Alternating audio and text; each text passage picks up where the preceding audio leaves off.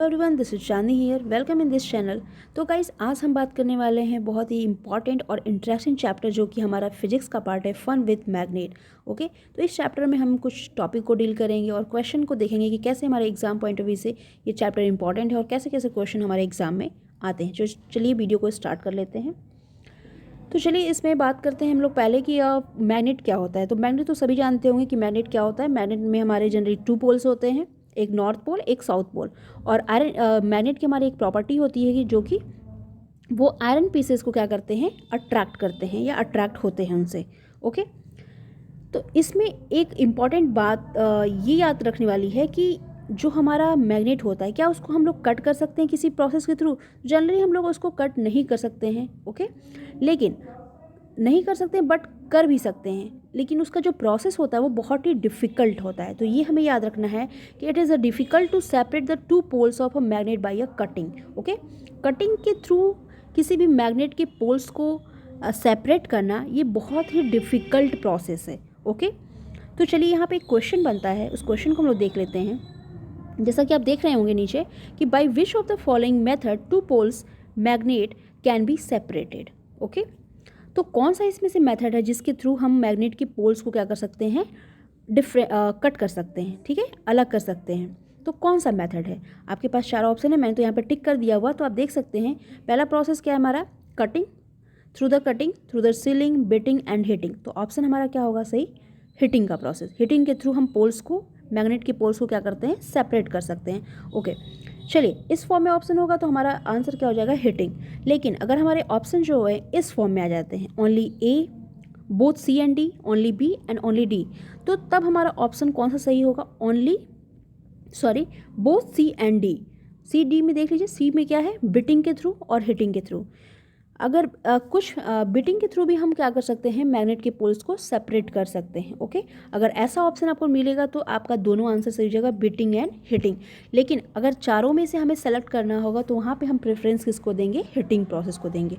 ठीक है, तो चलिए नेक्स्ट क्वेश्चन, आपका एक क्वेश्चन और आता है कि eight which point on the magnetic force is zero. Question आप समझ पा रहे होंगे, eight which point on the magnet के किस पॉइंट पे जो मैग्नेटिक फोर्स होता है वो जीरो होता है। तो सबको पता होगा, बहुत सिंपल सा आंसर है, लेकिन क्वेश्चन पूछ लेता है। तो इसका आंसर हमारा होगा सेंटर में। ठीक है, सेंटर में जो हमारा मैग्नेटिक फोर्स होता है वो जीरो होता है। चलिए नेक्स्ट क्वेश्चन हम देखते हैं, eight which point on the magnetic force is maximum.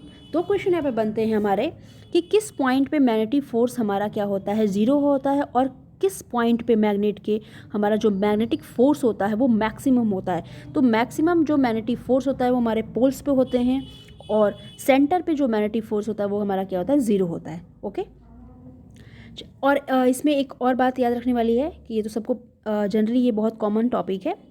ठीक है, तो जो लाइक पोल्स होते हैं, ठीक है, आप यहाँ पे स्ट्रक्चर में देख सकते हैं नॉर्थ और साउथ। ये मान लीजिए एक मैग्नेट है और दूसरा मैग्नेट ये है हमारा। ठीक है, तो जो अगर सेम हमारे पोल्स होंगे तो एक दूसरे को क्या करते हैं, वो रिपल्सन करते हैं, एक दूसरे से दूर जाएंगे। ठीक है, वहीं पे हमारे जो अनलाइक पोल होते हैं गाइस, तो अनलाइक पोल्स जो होंगे वो क्या करेंगे, एक दूसरे को अट्रैक्ट कर सकते हैं। जैसा कि आप यहाँ पे फिगर में देख रहे होंगे, यहाँ पे साउथ पोल है और यहाँ पे नॉर्थ पोल है। तो दोनों क्या है, अनलाइक पोल है, एक दूसरे को क्या करेंगे, अट्रैक्ट करेंगे। वहीं पे हमारे जो इतने भी लाइक पोल्स होते हैं, साउथ साउथ, नॉर्थ नॉर्थ, अगर एक साइड में है तो वो क्या करेंगे, उसको रिपेल करेंगे। ठीक है, दूर जाएंगे एक दूसरे से। ये तो बात हो गई। अब दूसरा टॉपिक को डील करते हैं हम लोग कि इस चैप्टर में दूसरे टॉपिक्स क्या हैं जो कि हमारे एग्जाम पॉइंट ऑफ व्यू से बहुत ही इंपॉर्टेंट है। तो चलिए बात करते हैं मैग्नेटिक फील्ड की। तो क्या होता है मैग्नेटिक फील्ड? ठीक है, तो देख लेते हैं। देखिए मैग्नेटिक फील्ड जो होता है, मान लीजिए ये हमारा क्या है, ये एक सेकेंड, ओके, ये हमारा क्या है, मैग्नेट है। अब यहाँ पे फिगर में देख रहे होंगे, ये हमारा मैग्नेट है। ओके, और यहाँ इसके चारों तरफ जो हमारी एक इमेजिनरी लाइन, इमेजिनरी सेफ जो कि इसके मैग्नेट के चारों तरफ डेवलप होता है, उसी स्पेस में, ठीक है, आप कह सकते हैं कि एक ये क्या होता है, एक इमेजिनरी स्पेस होता है जो कि हमारे मैग्नेट के चारों तरफ होता है।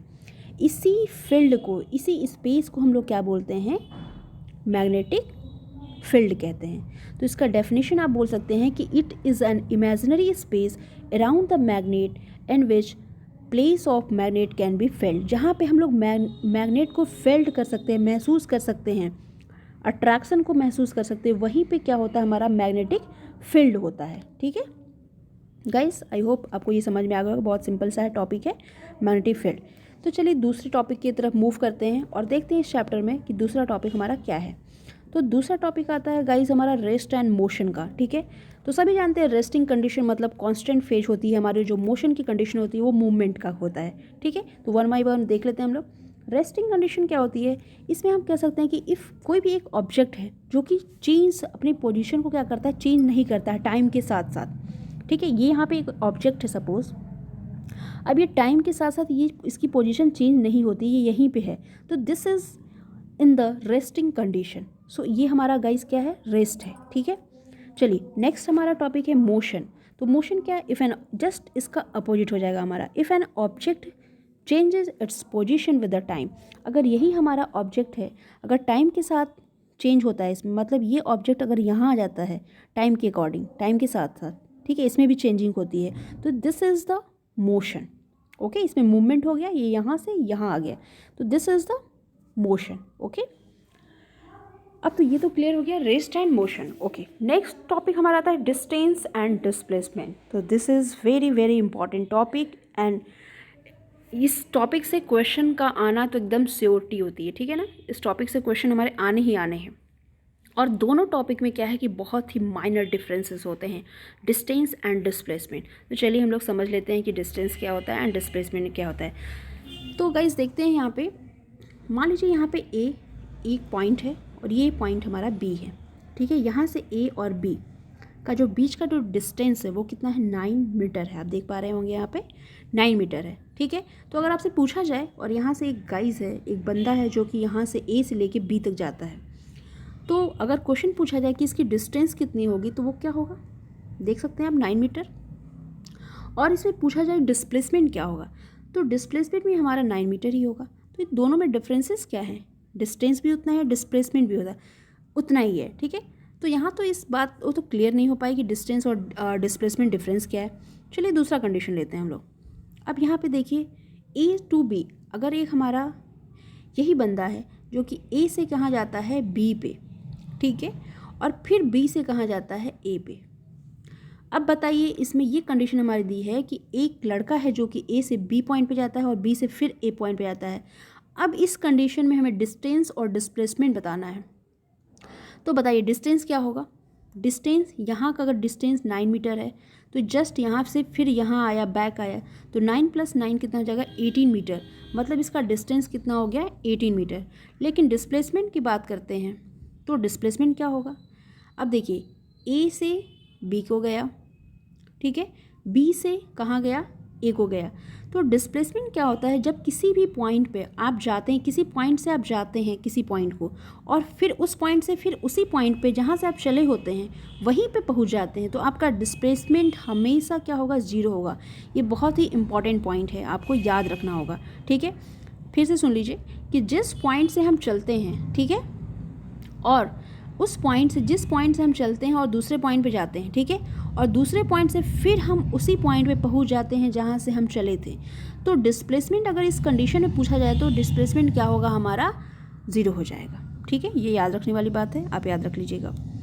चलिए, तो डिस्प्लेसमेंट की जो डेफिनेशन हुई वो क्या होगी, shortest distance between the initial and final point. जो हमारा इनिशियल पॉइंट है और जो हमारा फाइनल पॉइंट है उसके बीच का जो शॉर्टेस्ट डिस्टेंस होता है, that is the displacement. Okay, I hope it will be clear now.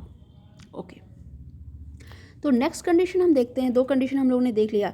अगर तीसरे कंडीशन की हम बात करें, ए से बी, मान लीजिए ये सर्कुलर, अब सर्कुलर पाथ की बात करते हैं हम, ठीक है, ये हमारा एक सर्कुलर पाथ है और यहाँ से एक बंदा जो है वो ए से इस सर्कुलर पाथ पे क्या करता है, मूव करता है। ठीक है, तो जो डिस्टेंस यहाँ मान लीजिए ये हमारा एंडिंग पॉइंट है, ये यहाँ पे बी है। ठीक है, तो ए से जब बी को जाता है सर्कुलर पाथ पे, तो इसकी डिस्टेंस और डिस्प्लेसमेंट क्या होगी। ठीक है, तो बताइए डिस्टेंस हमारी क्या होगी और डिस्प्लेसमेंट क्या होगी। तो आप देख रहे हैं कि सर्कुलर पाथ है, तो सर्कुलर का जो सरकमफेरेंस होता है वो कितना होता है, 2πr। तो डिस्टेंस क्योंकि हमें कुछ दिया हुआ है नहीं यहाँ पे, तो हमारी डिस्टेंस कितनी हो जाएगी, 2πr, क्योंकि सर्कल का जो हमारा सरकमफेरेंस होता है वो 2πr होता है। इस वजह से हमारा जो टोटल डिस्टेंस होगा वो क्या हो जाएगा 2πr। अब बात कर लेते हैं डिस्प्लेसमेंट की। ओके, तो डिस्प्लेसमेंट क्या होगा, अब देखिए इस पॉइंट से चला और इसी पॉइंट पे आ गया, ठीक है, तो फिर हमारा डिस्प्लेसमेंट कितना हो जाएगा, 0 हो जाएगा। ठीक है, ये तो पहले ही आप टॉपिक में देख लिए थे, नेक्स्ट कंडीशन जो हम लोगों ने दिया था। ठीक है, चलिए दूसरी कंडीशन की बात करते हैं। अब यहाँ पे आप देखिए एक कंडीशन और लिया है हमने, A to B। ठीक है, अब बताइए यहाँ से एक A है, ये पॉइंट A है और ये इस पॉइंट ये B है, तो आपको फिगर से ही क्लियर हो रहा होगा कि जो हमारा A to B है, ओके, तो A to B हमारा यहाँ पे देख रहे होंगे आप सेमी सर्कल। ठीक है, आधा ही सर्कल इसमें क्या हो रहा है, पार्टिसिपेट कर रहा है, हाफ सर्कल की हम बात कर रहे हैं। यहाँ पे A है और ये पॉइंट B है, पूरे सर्कल की हम बात नहीं कर रहे हैं। तो जब इसका डिस्टेंस हमें निकालना होगा, क्योंकि पूरे सर्कल का अगर सर्कमफेरेंस 2πr है, तो अगर हमें हाफ का निकालना होगा तो क्या हो जाएगा 2πr/2। तो अगर कैलकुलेट करते हैं तो क्या आ जाएगा πr, तो डिस्टेंस हमारी आ गई πr। चलिए डिस्प्लेसमेंट की बात कर लेते हैं कि इसमें डिस्प्लेसमेंट क्या होगा। ठीक है, तो बताइए डिस्प्लेसमेंट क्या होगा। अब ए क्या करेगा, शॉर्टेज डिस्टेंस, हमने बात की थी कि डिस्प्लेसमेंट जो होता है हमारा शॉर्टेज डिस्टेंस होता है। ठीक है, एक पॉइंट से दूसरे पॉइंट को जाने का, तो सबसे शॉर्टेज डिस्टेंस इसका ये यहाँ से यहाँ सीधे होगा। ठीक है, तो इसका अगर ये रेडियस जो है सेंटर से आर है, तो टोटल रेडियस क्या होगा 2r, वेट 2r होगा। ठीक है, r + r 2r, तो हमारा डिस्प्लेसमेंट कितना आ जाएगा 2r। क्लियर, तो ये हमारा था कंडीशन, सारे कंडीशन थे। ठीक है, चलिए नेक्स्ट जो हमारा टॉपिक है वो क्या है, स्पीड एंड वेलोसिटी। तो इसमें भी बहुत सारे कन्फ्यूज़न होते हैं कि स्पीड और वेलोसिटी में क्या डिफरेंस है, इसमें दोनों में भी बहुत कम डिफरेंसेस होते हैं। तो चलिए देख लेते हैं टॉपिक क्या है और इसमें क्या क्या चीज़ें हमें याद रखनी है। ओके, तो सिंपल सबको पता है कि स्पीड के जो फॉर्मूले होते हैं हमारे क्या होते हैं, speed = distance upon time. Okay, और डिस्प्लेसमेंट जो हमारी वेलोसिटी होती है, वेलोसिटी = क्या होता है, डिस्प्लेसमेंट अपॉन टाइम।